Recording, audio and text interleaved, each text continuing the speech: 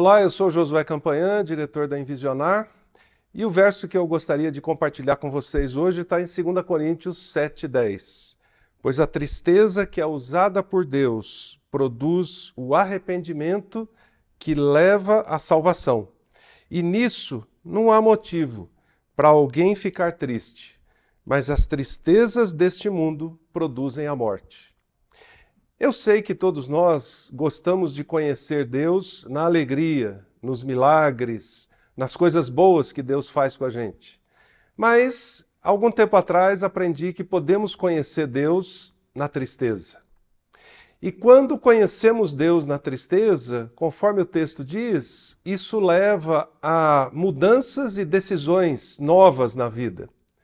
Por exemplo, Deus mesmo sentiu tristeza pelo pecado do homem e da mulher e da natureza, mas isso levou a uma decisão, a decisão de salvar a humanidade.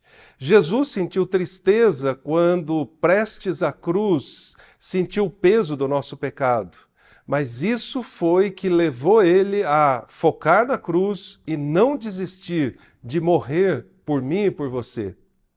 Pedro sentiu tristeza quando negou Jesus, por exemplo, e isso fez com que ele se arrependesse e se levantasse para um tremendo ministério que causou impacto no mundo todo. Saul sentiu tristeza por invejar Davi, mas isso levou ele a uma decisão que era matar Davi. É a segunda parte que o texto diz: as tristezas deste mundo produzem morte. Toda tristeza, na verdade, leva a algum tipo de decisão. Mas se ela não tiver arrependimento, antes disso, leva à morte. Mas se houver arrependimento, porque conhecemos Deus na tristeza e decidimos ter uma nova postura, isso leva à vida. Isso leva a novas decisões que causam impacto na vida das pessoas.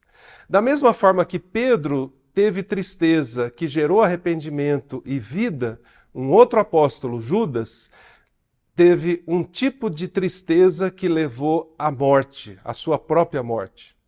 Então eu espero que você olhe para a tristeza na sua vida como uma forma de conhecer Deus, como uma forma de se relacionar de uma maneira mais profunda com Deus, e que isso leve a algum tipo de arrependimento, a algum tipo de aprendizado, e que isso leve a mais vida, uma vida abundante com Deus.